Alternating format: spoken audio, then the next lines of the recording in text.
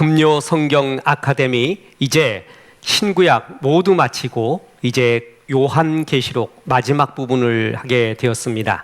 성경을 깊이 알아야 합니다. 깊이 묵상해야 하고 성경을 가슴에 새겨야 하고 성경이 기초가 되는 신앙을 가져야 합니다. 그것이 가장 안정적이고 또한 가장 확실하고 영원한 것입니다. 이제 성경 아카데미 오늘 요한계시록 마치고 그 다음 주는 김유복 목사님이 특강을 해주시고 또한 새로운 주제로 시작할까 합니다. 오늘 요한계시록입니다. 요한계시록은 이 세상의 끝을 보여주는 성경입니다.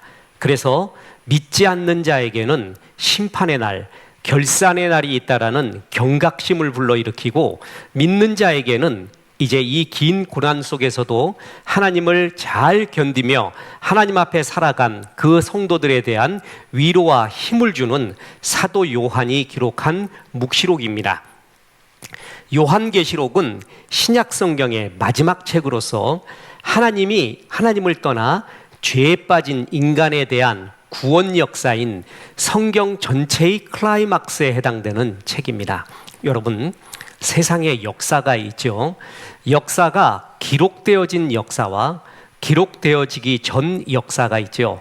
기록되어지기 전 역사는 추측을 많이 하고 남겨진 유적을 가지고 판단을 많이 하고 사실 이제 기록되어진 역사를 가지고 논하는 것이 많은 역사학자들의 이야기입니다. 그런데 기록되어진 역사 또한 객관적 보편 타당성이 있는 진짜 믿을 만한 기록인가라는 것은 절대 아닐 것입니다. 왜냐하면 역사는 승자의 기록입니다. 그래서 흔히들 승자는 역사를 남기고 패자는 전설을 남긴다, 신화를 남긴다 이런 말이 있습니다. 정사에 기록된 것은 승리한 사람들이 기록한 것이 대부분이기 때문에 또한 사가 그 역사를 기록하고 채집하고 수집하고 편집하고 기록한 역사가에 관점이 들어가 있습니다. 그래서 어느 역사의 관점이 제일 중요한가, 어떤 것이 제일 객관적 보편 타당성이 있는가라는 것은 아무도 말할 수가 없습니다. 어느 역사책에는 어떤 한 인물을 굉장히 영웅으로 그리고 어떤 역사책에는 그를 역적같이 그리는 경우도 또 있습니다. 어떤 것이 맞는가? 제일 중요한 것은 하나님의 판단이 제일 맞죠.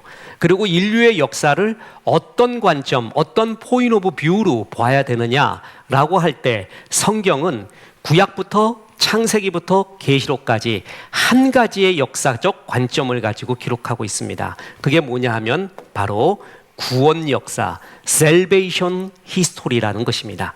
하나님의 형상대로 지음받은 인간이 그러나 하나님을 떠나서 죄의 길로 갔고 그 죄인은 우리를 구원하시기 위해 아브라함을 택하고 선지자를 보내고 마침내 예수님까지 보내신 구원의 역사.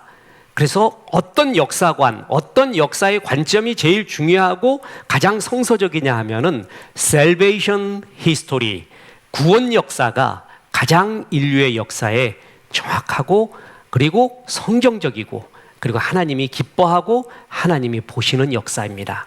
자, 신구약 성경은 구원 역사를 그리고 있습니다.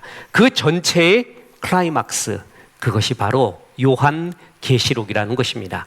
즉, 이 세상의 시작과 끝, 하나님의 구원 역사를 마무리하면서 믿지 않는 사람들에게는 심판과 결산의 날이 있음에 엄중함을, 믿는 성도들에게는 신앙을 잘 지킨 위로와 소망을 전해주는 성경입니다. 창세기는 이 세상의 창조 이야기로 시작하죠. 성경의 마지막 책인 요한계시록은 이 세상의 종말, 예수님의 재림을 기원하며 마치고 있습니다. 보세요. 요한계시록 22장 20절 21절에 이것들을 증언하는 이가 이르시되 내가 진실로 속히 오리라 하거늘 아멘 주여 어서 오시옵소서. 주 예수의 은혜가 모든 자들에게 있을지어다. 아멘 주 예수여 오시옵소서. 이게 뭐죠? 이게 마라나타예요. 마라나타. 아멘 주여 어서 오시옵소서. 사도 요한이 로마의 제11대 황제였던 도미티안 때에 반모섬에 유배되어 있었을 당시에 기록한 것이라고 추측하고 있습니다. 수신자는 소아시아의 일곱 교회입니다. 이 일곱 교회는 현대 우리들의 교회를 또한 상징하고 대표하고도 있습니다. 자, 요한계시록의 특징이 있습니다. 계시록의 정말 특징은 상징적 표현들이 굉장히 많이 나온다는 것입니다. 이 상징적 표현의 랭킹 1위가 계시록이에요. 계시록. 그리고 또 하나 구약에 다니엘서가 있고, 그리고 또 에스겔서도 그렇습니다. 또한 사실 스가랴서도 이러한 상징적 표현들이 굉장히 많이 나와 있습니다. 그래서 이것을 해석하기가 만만치 않습니다. 예를 들어서 4는 땅의 수, 7과 10은 온전한 수, 12는 하나님의 백성의 수로 사용되고 있습니다. 일반 2천은 12의 3승을 곱한 수로 상징적인 의미를 갖고 있고, 이러한 상징적 표현들은 구약의 배경을 알아야 좀 더 바른 해석을 할 수가 있습니다. 상징적 표현들은 해석에 있어서 다양한 견해들이 존재하죠. 그래서 이단들이 거짓 해석함으로 가장 많이 이용하는 것이 요한계시록입니다. 여러분, 제가 미국에서 공부를 할 때 제 지도 교수님, PhD를 할 때 지도 교수님이 성함이 다니엘 블락이었습니다. 오죽 했으면 다니엘이라고 그러겠습니까? 이 다니엘, 평생 다니엘을 연구한 분이죠. 그런데도 다니엘의 3분의 2, 제 아버지가 3분의 1, 자기가 3분의 1, 자기 자식이 3분의 1 한다고 합니다. 그래서 다니엘서를 정확하게 아직까지도 더 모르겠다. 그분이 NLT, 또한 그 미국에서 나오는 아주 좋은 현대적 주석서의 다니엘서의 집필위원이었습니다. 그런데도 잘 몰라요. 굉장히 겸손하죠. 계시록도 그렇습니다. 다니엘서도 에스겔, 스가랴, 여기에 나오는 이 상징적 표현들이 정확하게 뭘 의미한다라는 것은 정직한 학문적, 신앙적 표현에 의해서 사실 잘 모릅니다. 그런데 이것을 굉장히 자신 있게 말하는 사람들이 있죠. 자신들이 만약에 이 해석을 독점하는 듯하게 말하고 있는, 남들은 너희들 일반 교회는 모르고 우리들이 정확하게 이 비밀을 알고 있다라고 해석하는 그 이단들이 대부분입니다. 침례신학대학인가요? 거기도 계시록을 전공하고 온 교수님이 있습니다. 그분이 방송을 할 때나 이런 강의를 할 때도 굉장히 조심스러워 하십니다. 그만큼 쉽지 않다는 거죠. 그래서 이 해석이 진짜 맞느냐? 일곱 나팔, 일곱 봉인이 나오고 이건 뭘 의미하고 또 말들이 나오고 도대체 이게 뭔가라고 이야기할 때 해석이 여러 다양성이 있는 거예요. 이단들은 이것을 자기들의 교리에 맞춰서 자기의 교주를 중심으로 이것을 펼치기 위해서 많이 조작해내고 억지로 뜯어 맞춰가는 경향이 많이 있습니다. 이 상징적 표현들에 너무 휘둘리지 마십시오. 그냥 읽을 때 넘어가시고, 그리고 이것의 정확한 해석은 굉장히 조심해야겠구나라는 것을 먼저 가슴에 새기는 것이 제일 중요합니다.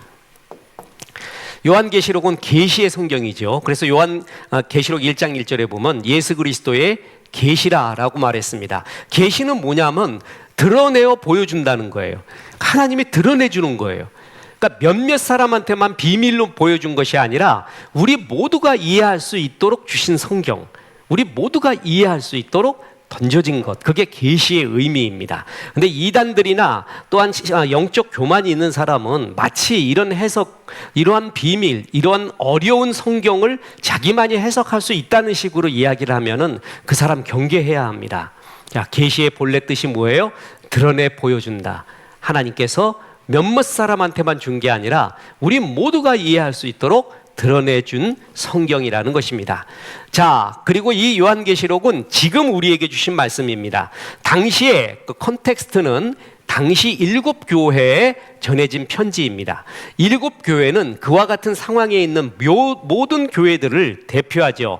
그러므로 이 말씀은 초대교회 7교회와 같은 상황에 있는 오늘날 우리 교회들이 지금 읽고 듣고 지켜야 하는 것입니다. 모든 성경 해석에서 제일 중요한 건 뭐냐면 그때 당시의 컨텍스트를 봐야 돼요. 그러니까 그때 당시의 컨텍스트에서 뭘 의미했는가, 왜 이런 것이 나오게 됐는가, 거기서만 그치면은 성경을 과거에 묶어두는 것입니다. 성경의 예언성, 현재성, 미래성을 다 죽이는 것입니다. 그때의 컨텍스트 하에서 분명히 해석을 해야 되지만 그 후에 그것이 지금 우리에게도 앞으로도 어떤 의미를 주는가, 그것은 그때에만 주는 말이 아니라 우리에게 지금 주고 있는 말이다 라고 해석을 확대해 가야 됩니다. 그래서 요한계시록 1장 3절에 보면 이 예언의 말씀을 읽는 자와 듣는 자와 그 가운데 기록된 것을 지키는 자는 복이 있나니 때가 가까움이라. 지금 우리들 모두에게 주시고 있는 하나님의 말씀인 것입니다.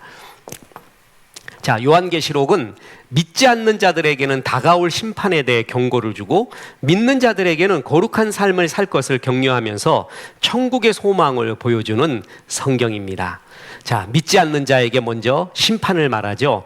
자, 요한계시록은 하나님께 속한 자, 그리고 용과 짐승에 속한 자, 땅에 거하는 자, 하늘에 거하는 자, 음녀 바벨론에 속한 자, 어린 양 신부 새 예루살렘에 속하는 자 등 이분적인 말씀이 가득합니다. 구약에도 보면 의인과 악인을 갖다가 대조하는 구절들이 되게 많이 있죠. 이렇듯이 성경에 굉장히 중요한 표현인데 요한계시록은 특히 이 이분적인 말씀으로 가득합니다. 여기서 중요한 게 뭐냐면 중간은 없다라는 것입니다. 둘 중에 하나를 선택해야 합니다. 짐승을 따르는 자들은 비참한 최후와 어린 양 예수를 따르는 자들은 궁극적으로 승리하는 모습을 대비시켜서 어떤 선택을 해야 되는지 분명하게 우리에게 가르치고 있습니다. 예수를 반쯤 믿는 것은 없습니다. 우리는 하나님께 속하냐, 용과 짐승, 곧 사탄에 속하느냐, 둘 중에 하나가 됩니다. 자, 믿는 자들에게는 더불어 격려와 위로를 줍니다. 예수님께서는 7 교회의 상황에 따른 각자의 말씀을 주시지만 공통적으로 포함되는 말씀이 있습니다. 바로 이기는 자가 되라는 것입니다. 진짜 이게 이제 또 이기는 자가 나오죠. 이게 이단들이 제일 많이 활용하는 말입니다. 14만 4천 이긴 자, 이게 이단들이 이른바 이긴 자 그룹이라고 하죠. 이단도 여러 형태가 있는데 자기의 교주가 지금 이긴 자래요. 그 이긴 자는 뭐냐면 재림 예수의 또 다른 이름이라고 합니다.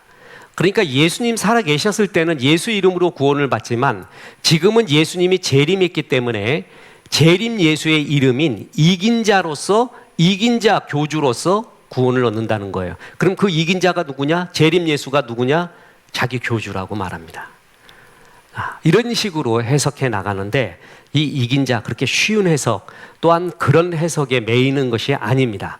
이긴 자는 이 성경 컨텍스트에서 너는 여러 거짓, 그리고 거짓 교훈과 환난, 여러 어려움이 있지만 그곳에서 이겨라 라는 것을 강조해 주고 있습니다.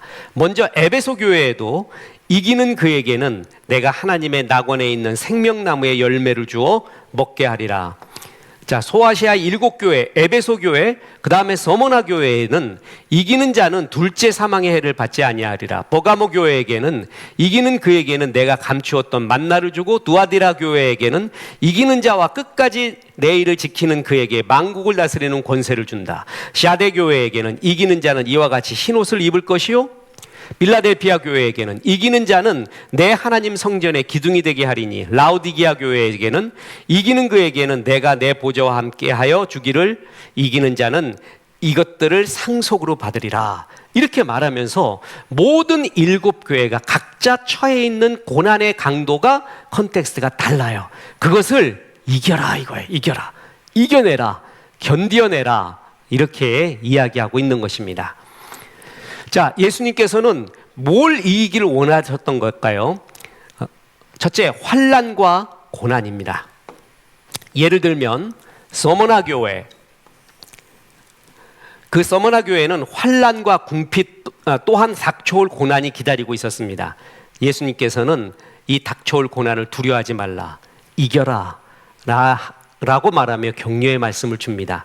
계시록 2장 9절에 보면 내가 내 환난과 궁핍을 알거니와 실상은 내가 부요한 자니라. 자칭 유대인이라 하는 자들의 비방도 알거니와 실상은 유대인이 아니요 사탄의 회당이라. 너는 장차 받을 고난을 두려워하지 말라. 볼지어다 마귀가 장차 너희 가운데서 몇 사람을 옥에 던져 시험을 받게 하리니 너희가 10일 동안 환난을 받으리라. 네가 죽도록 충성하라. 그리하면 내가 생명의 관을 내게 주리라.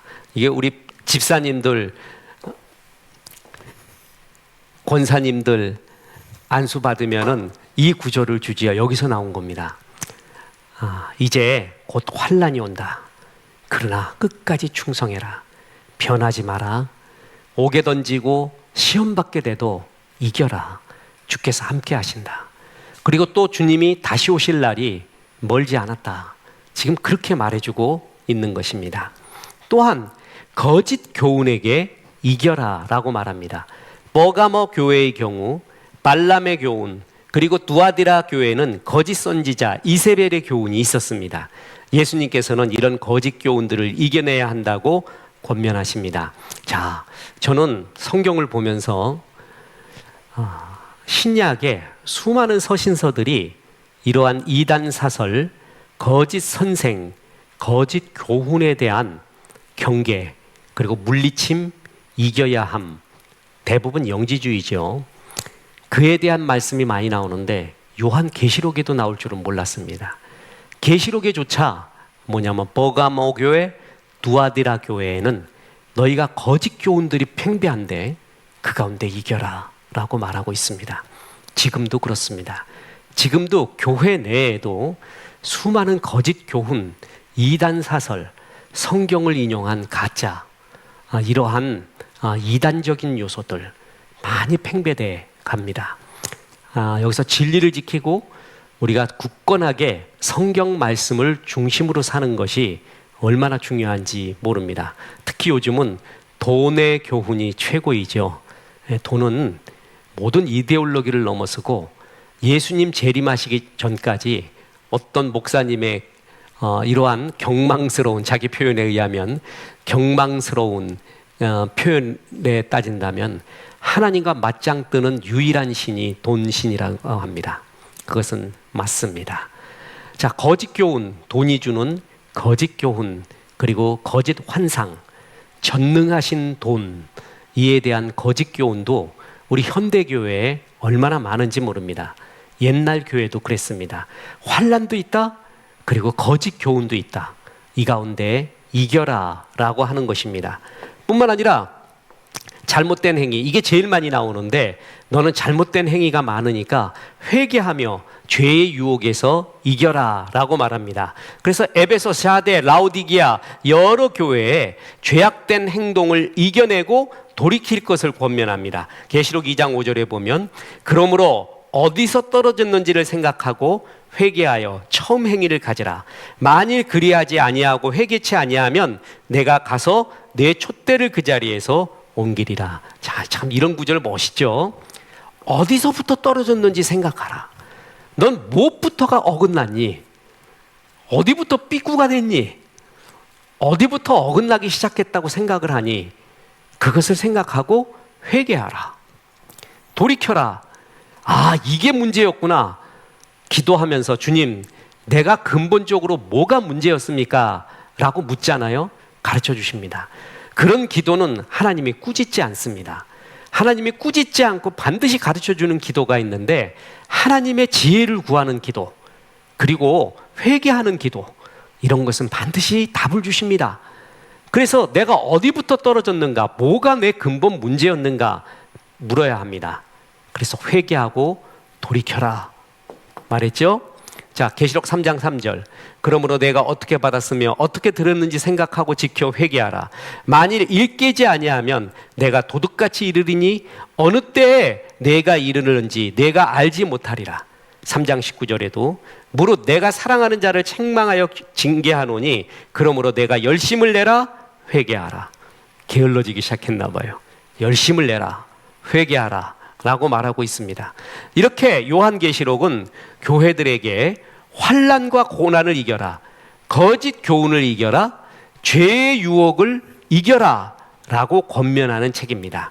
그래서 모든 성도들의 도착지인 새 예루살렘에 들어올 것을 초청하고 있는 위로와 소망의 책입니다. 새 예루살렘은 하나님이 계시는 성전이고 회복된 에덴 동산이고 하나님의 얼굴을 보며 영원히 기쁠 수 있는 곳, 거할 수 있는 곳, 그곳입니다. 한마디로 뭐죠? 천국입니다. 우리의 사랑하는 성도들이, 먼저 간 성도들이 다 어디 있는가? 여기에 있는 것입니다. 그렇죠? 우리는 이것을 믿습니다. 세상 전부 안개 같습니다. 다 놓고 갑니다. 하나님을 사랑한 것, 하나님의 말씀을 지키고 선교, 전도, 구제, 전도, 선교, 구제한 것, 그것만 남습니다. 나머지 다 안개같이 사라지고 있습니다. 새 예루살렘에서 우리는 많은 사랑하는 사람들을 만나게 될 것입니다. 자, 그 기쁨을 이야기하는 것이 요한계시록입니다. 요한계시록에 대해서는 신학적 해석들이 정말 많이 있다고 했죠. 이거는 이미 과거에 일어난 일이다라고 해석하는 사람들이 있고, 예수님 오시기 직전 재림까지 일어날 일들이다. 초대교회부터 현대까지 있었던 모든 일을 연대기적으로 기록한 것이다. 역사적인 사건들을 기록한 것이라는 거래는 동의하지만 시간 순서에 따른 것은 아니다라는 등 요한계시록 수많은 해석이 있습니다. 그래서 대부분 우리 목사님들이 요한계시록의 1장에서 7장까지를 강해를 하시죠. 1장부터 7장까지는 7교회에 보내는 회개하라, 돌이켜라 라는 모습들이 나옵니다. 그것은 아주 명백하게 우리에게 교훈을 줄 수 있고, 그 후에 나오는 이야기들은 굉장히 해석이 난해합니다. 상징적입니다. 그래서 저도 이런 생각을 해봤어요. 제가 전공이 구약학 중에서도 성경 해석학인데 왜 하나님 이렇게 상징적으로 표현을 했을까? 이런 것들을 이렇게 표현했을까? 그거에 대해 여러 구약, 신약 학자들이 이야기합니다. 그 부분은 완벽하게 계시하지 않았구나. 그래서 성경은 하나님이 완벽하게 연대까지만 가면 됩니다. 그렇게 길게 열지 않은 것 있잖아요. 깊이 열지 않은 곳까지는 갈 필요가 없습니다. 그래도 구원에 대한 도리, 분명한 것은 계시록 통해 주님이 다시 오신다는 것. 그 전에 우리는 이 죄의 유혹과 싸워 이기며 하나님이 기뻐하는 자로 서야 된다는 것, 그거 하나만큼은 분명하지 않습니까? 그런 것들을 붙잡아야지. 자, 이런 걸 볼 때 이 모든 것들을 완벽하게 해석할 수가 없구나. 겸손해질 수밖에 없습니다. 내 삶의 이야기도 정말 해석할 수 없는 것도 많이 있구나. 그래서 겸손해지는 것입니다. 고개를 숙이고 우리의 부족함과 연약함을 고백할 수밖에 없습니다. 자, 요한계시록은 1장에서 3장까지 계시록을 쓴 배경이고요. 6장에서 7장까지 7인이라는 것이 나오고 또 7나팔이라는 것이 나오고 7대접이라는 게 나옵니다. 자, 7, 아까 얘기죠. 7, 12 이런 것은 다 하늘의 숫자예요. 하늘의 완전수라고 하죠. 그게 뭘 의미하는가 너무 매이지 마십시오. 12지파 있었고 12제자 택했죠. 그리고 이런 7인, 7나팔, 7대접, 어찌됐든 하늘의 숫자, 하나님이 깊이 보여주고 싶은 하늘나라의 숫자입니다. 그리고 20장에서 22장이 예수님의 재림 이야기, 최후의 심판 이야기, 새하늘, 새 땅의 이야기가 나옵니다. 자, 불교에서요, 죽은 다음 어떻게 될 것이냐, 유교에서 죽은 다음 어떻게 될 것이냐, 도교에서 죽은 다음 어떻게 할 것인가, 수많은 철학자들이 죽음 이후가 어떨 것인가 라는 말을 제가 설교 시간에도 한번 농담 삼아 말했습니다. 특히 불교에서 죽은 다음 어떻게 되는가를 나한테 쉽게 좀 설명해 주십시오. 저는 아무리 공부해도 모르겠습니다 라고 했습니다. 우리 성경에서는 죽은 다음의 이야기를 명료하게 그리고 확실하게 심플하게 이야기해 주고 있습니다. 죽은 다음에도 영원한 삶이 있다라는 것입니다. 그리고 의식이 있다라는 것입니다. 천국과 지옥이 있다라는 것입니다. 우리가 흔히들 명복을 빕니다 라고 말하죠. 우리 그리스도인은 그렇게 말해서는 안 됩니다. 명복이라는 것은 죽은 다음의 복이에요. 그 죽은 다음에 천국 가는 복, 지옥 가는 지옥 가는 저주가 있는데 천국 가는 복을 받으십시오. 그게 명복을 빈다라는 겁니다. 그런데 그가 예수 그리스도를 구주와 주님으로 영접을 했는가? 그러면 천국 가는 것이고요. 영접하지 않았으면 지옥 가는 것입니다. 죽는 순간 모든 것이 끝납니다. 그죠? 죽는 순간 모든 것이 끝나는 것이에요. 그렇기 때문에 살아생전에 예수를 잘 믿어야 합니다. 그러면 영원한 천국으로 가게 되고 새 예루살렘, 새 하늘, 새 땅에 가게 되는 이야기, 그게 바로 요한계시록의 이야기. 누구보다도 죽은 다음의 이야기를 가장 확실하고 명료하게 말해주고 있는 것이 성경입니다. 자신 있기 때문에 그렇습니다. 확실하기 때문에 그렇습니다. 공자님에게 자로가 물었습니다. 공자님, 귀신이 뭡니까? 내가 사람도 제대로 모르는데 귀신을 어떻게 하냐? 공자님, 죽은 다음에는 어떻게 될까요? 내가 지금 사는 것도 모르는데 죽은 다음의 이야기를 어떻게 알겠느냐? 사실 유교는 종교가 아니죠. 그 행동 지침을 말하는 윤리적 경향인데 어느덧 그것이 다른 것과 결합이 돼서 제사를 지내고 죽은 자의 영혼에 대한 어떤 이게 정령 사상이 결합됐기 때문에 좀 달라진 형태로 된 거지, 유교 자체가 죽음과 구원에 대해서 말해주고 있지 못하기 때문에 그것은 종교라고 볼 수가 없는 것입니다. 어찌됐든 요한계시록은 우리에게 이렇게 죽은 후에 그리고 끝에 대한 이야기를 명료하게 해주고 있습니다. 얼마나 좋은지 모릅니다. 자, 이제 주요 구절입니다. 악한 마귀는 처단된다라는 것입니다. 요한계시록 20장 2절에 보면 용을 잡음이, 자, 용 곧 옛 뱀이요, 에덴 동산에서의 뱀이죠. 그를 다시 마귀요 사탄이라 잡아서 1000년 동안 결박한다. 그러니까 용, 옛 뱀, 마귀, 사탄 똑같은 이야기입니다.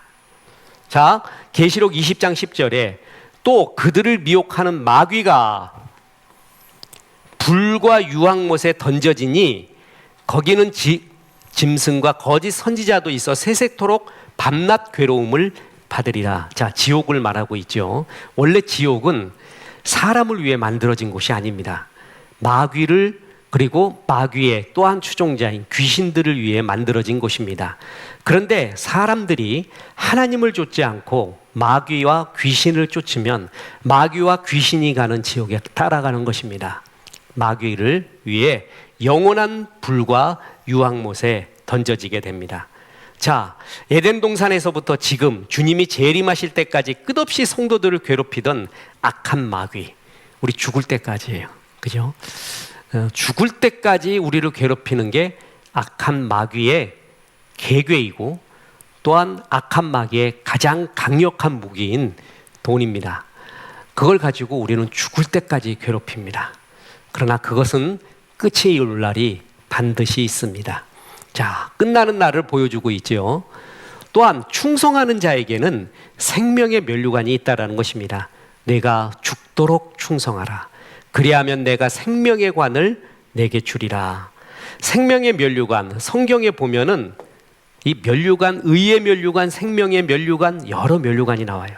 그 중에 생명의 면류관은 주님을 위해 고난과 박해를 끝까지 굴하지 않고 죽도록 충성하여 승리한 사람들에게 주어집니다. 죽도록이라는 말은 죽음에 이르기까지 혹은 죽는 순간에도라는 뜻입니다.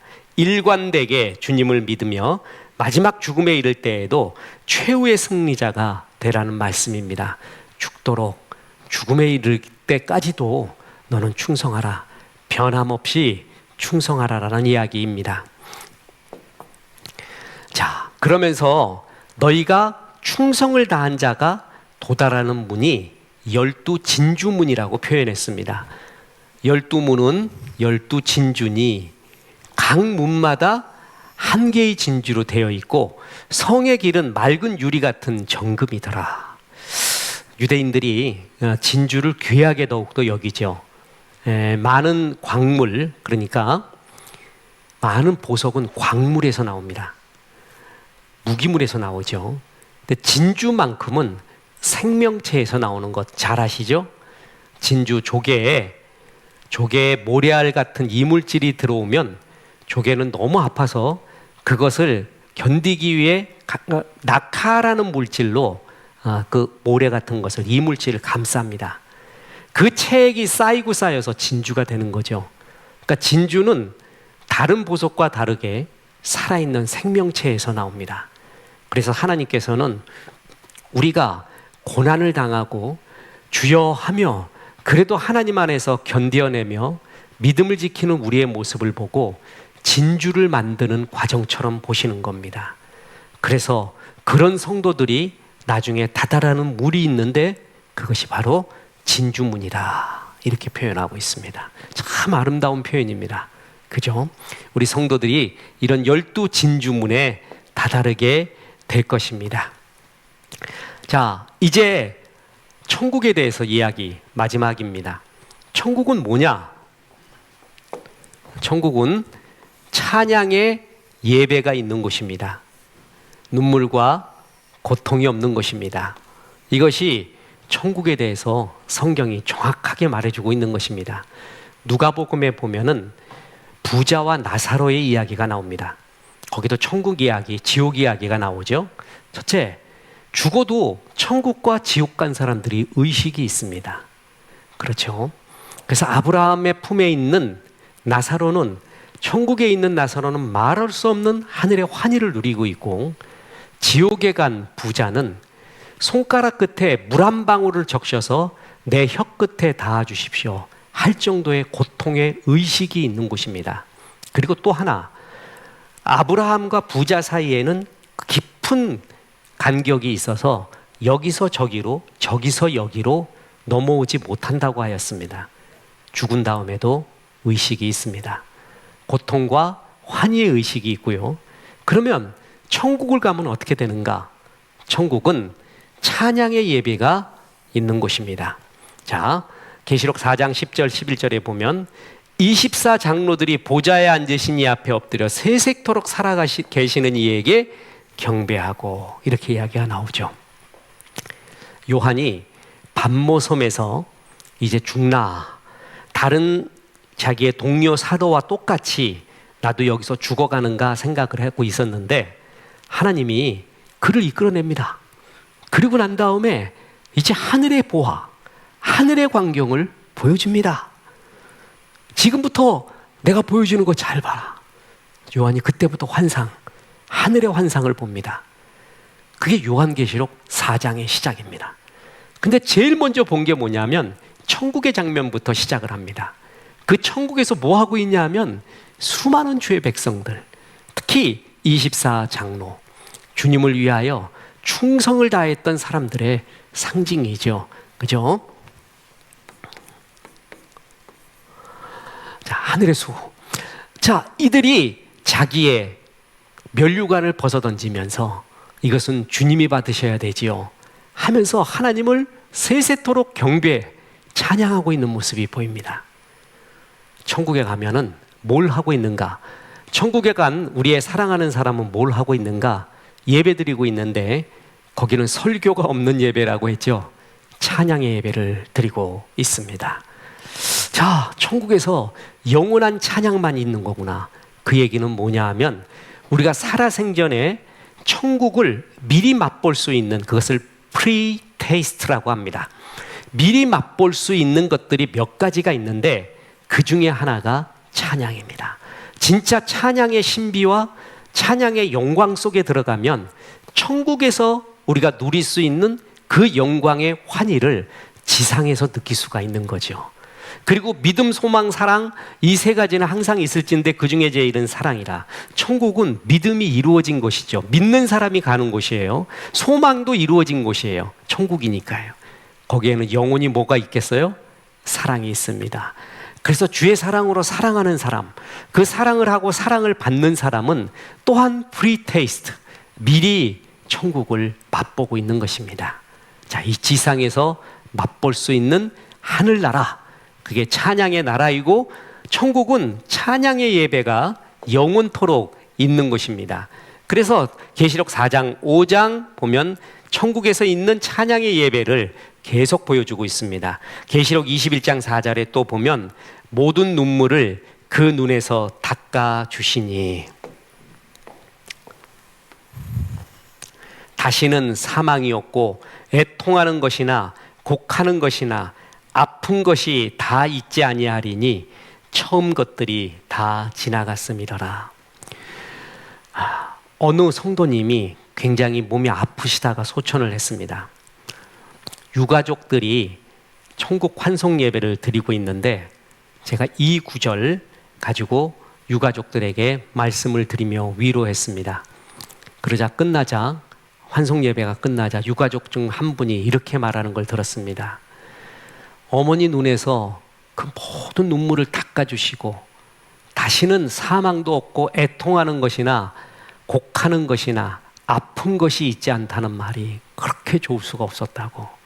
어머니 천국 잘 가셨다고.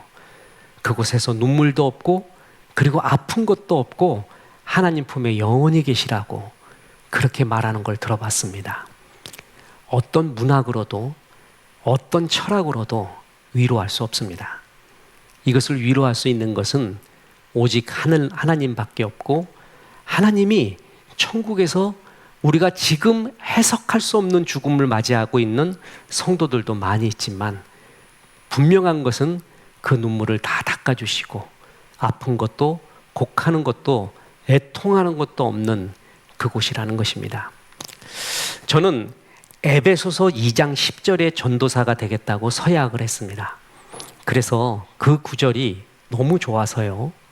그래서 하나님 앞에 그걸 드리고 그걸 알고 나서 모든 세미나, 방송, 책, 모든 부흥에 에베소서 2장 10절을 반드시 말합니다. 그 전에 어떤 콘웰 대학 총장님이 다이아몬드 이야기를 6,000번 이상 말했대요. 강연할 때. 얼마나 했는지 알겠죠? 필 받아서 나는 이 이야기를 알리 하페드의 이야기, 골콘다 광산의 이야기를 반드시 해야 된다라고 해서 6,000회 이상을 했습니다. 러셀 콘웰 박사님. 저는 에베소서 2장 10절을 정말 많이 했습니다. 그런데 진짜 하고 싶은 성경 구절, 알고 싶은 구절은 요한복음 3장 16절입니다. 하나님이 우리를 이처럼 사랑하사, 이처럼 사랑했다는 것을 알고 싶습니다. 그래서 하나님께 그런 소원을 아랬습니다. 에베소서 2장 10절뿐만이 아니라 요한복음 3장 16절을 정말 깊은 가슴에서 우러나온 마음으로 강해하고 싶습니다. 내가 그 하나님 사랑에 100분의 1만 제대로 깨닫고 있어도 제 지금 삶도 달라질 것입니다. 이렇게 말했죠. 그래서 그에 대한 생각을 이렇게 벗어난 적은 없습니다. 그런데 요번에 우리 박지희 집사님이 소천하셨습니다. 참 좋은 분. 그분이 소천하고 난 다음에 주변 사람들한테 들었더니 이렇게 좋은 분이었다라는 얘기를 한결같이 말하는 걸 보고 굉장히 감동을 받았습니다. 아, 이렇게 좋은 분이었구나. 그런데 그 장례식장에 천국 환송 예배 드리는 곳에 어머니가 계셨습니다. 어머니. 자식을 보내는 천착의 아픔. 어떻겠습니까? 난 저분이 누군가 하고 봤어요. 근데 어머니였어요. 어머니. 그래서 남편도 또한 자녀들도 엄마의 그 시신 앞에서 울고 그러지만 그 어머니의 울음은 볼 수가 없었습니다. 진짜 가슴이, 저는 어찌 보면 삼자로서 본 건데도 정말 저 어머니의 아픔이 느껴오는 거예요. 그러면서 이제 그만 만지라고, 딸 좀 그만 만지라고 엄마는 계속 만져요. 따라 따라 그러면서 지희야 지희야 이러면서 계속 만지는 거예요. 이야, 그 어미의 마음이 어떨까? 근데 그때 내가 처음으로 하나 느낀 게 뭐냐면은 하나님이 예수님을 십자가에 박으실 때, 못 박으실 때 저런 심정이었겠구나. 내가 거기서 어머니가 진짜 오열을 하시더라고요. 어머님도 권사님인가 신앙생활 경륜이 깊으신 분인데 절제하고 절제하는 거예요. 근데도 막 못 참으시는 거예요. 딸의 죽음 앞에서. 그래서 막 오열을 하는 거예요. 그 딸 앞에서. 하나님이 예수님을 십자가에 못 박일 때 저런 심정이었겠구나. 그런 것을 느꼈습니다. 하나님이 세상을, 우리를 이처럼 사랑하사에 한 100분의 1 될까요? 그때 그걸 느끼면서 굉장히 감동이 와서 이제 장례 예배 드리고 오면서 우리 집사람한테 내가 그걸 느꼈다. 그걸 느꼈다. 이렇게 이야기했어요. 숙연해졌죠. 그때 어머니가 딸 앞에서 한 말이 이겁니다. 이제 아프지도 말고 눈물도 없고 천국에서 잘 있어라 이러는 거예요. 아프지도 말래? 아픈 거 아니에요. 그죠? 아픔으로 가셨잖아요. 아프지도 말고 눈물도 없이 천국에서 잘 있거라 그러더라고요. 야, 그 말이 참 가슴에 남았습니다. 우리가 신앙이 없다면 이런 말 못합니다. 그냥 잘 가라. 북망산 뭐 이러면서 한마는 이 세상 왔다가 가는구나, 허무하구나, 안개 같구나 이렇게만 말할 수 있겠죠. 그런데 우리들에게는 천국의 소망이 있습니다. 우리 아버지 돌아가셨을 때 화장터에 들어갈 때도 아버지 천국에서 봅시다. 아버지 천국에서 봅시다. 그게 제일 위로였어요. 그러니까 우리에게는 천국 소망, 죽은 다음의 이야기, 그에 대한 확신이 있습니다. 그렇지 않으면 이 세상 그렇게 허무할 수가 없습니다. 정말 안개 같습니다. 아무것도 아닙니다. 천국 소망이 있다는 게 그렇게 좋습니다. 거기에는 눈물도 없고 애통하는 것이나 곡하는 것이나 아픈 것이 없습니다.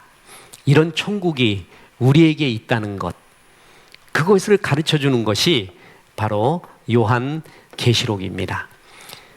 하나님은 이 세상의 시작을 창세기로 보여줍니다. 수많은 과정을 보여주고 맨 끝의 모습, 요한 계시록을 우리에게 주면서 구원사의 완성을 말해주고 있는 것입니다. 반드시 이날은 온다.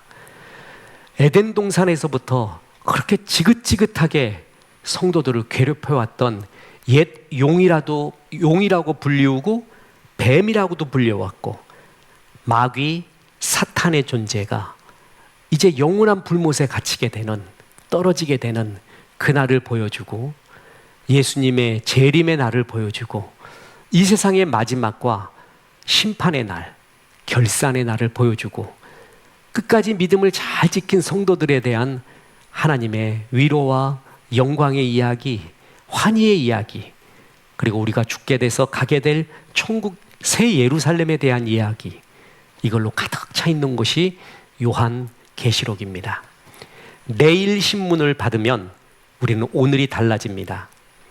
어떤 사람한테 물어봤대요. 사람들이 내일 신문이 있다면은 오늘 뭘 하겠습니까? 그러면 로또 복권부터 제일 먼저 하겠대요. 로또 무슨 번호가 나올까? 그걸 사겠다는 거죠. 그걸 쓰겠다는 거죠. 내일을 확실히 알고 있으면 오늘이 달라집니다. 오늘 내 돈을 투자하는 것이 달라지고 내 열정을 투자하는 것이 달라지죠. 내일에 대해 확실하게 말해주고 있는 것이 요한 계시록입니다. 이 끝날을 알게 된다면 이 끝날로부터 우리는 지금을 바라보게 됩니다. 지금 어제 오늘 발표했죠. 네, 어젠가요? 네, 어제. 그러니까 시차가 있어서 노벨 문학상 헝가리 작가, 지금 이름을 잊어먹었는데 저는 혹시나 일본이 무라카미 하루키가 수상을 해서 일본이 노벨 화학 물리 문학상 3관왕을 가져가는 게 아닌가 이런 생각도 해봤었습니다. 무라카미 하루키는 3위였다고 하죠. 랭킹 거기서.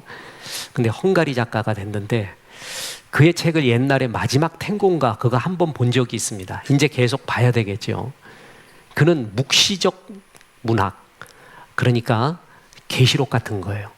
묵시적 문학 속에서 이 시대는 그런 종말을 향해 가고 있는 어두운 세상인데 그 속에서의 구원이 뭔가, 예술적 구원, 그것을 이야기한 작가입니다. 묵시까지는 잘 맞는다고 봅니다. 이 세상은 그날을 향해 가고 있습니다. 그리고 그 가운데 구원은 뭔가, 예술도 언어도 그 무엇도 아닙니다. 그것은 예수 그리스도밖에 없습니다. 예수님 잘 믿으시고 결산의 날, 심판의 날 환히 웃으시며 천국에서 찬양하며 살 그날을 기대하며 이 세상 너무 미련 갖지 말고 이 세상에서 늘 찬송하고, 그리고 전도 선교 구제하며 하나님 나라의 스토리를 만들고 하나님 앞에 멋지고 승리하는 삶 사시기를 주 예수의 이름으로 축원합니다. 기도하겠습니다. 하나님 감사합니다. 오늘 금요 성경 아카데미 이제 마지막 요한계시록을 했습니다. 우리에게 계시록을 주셔서 감사합니다. 세상 마지막 날 이야기, 끝날의 이야기를 확실하게 말씀해 주셔서 감사합니다. 이 말씀을 우리가 믿습니다.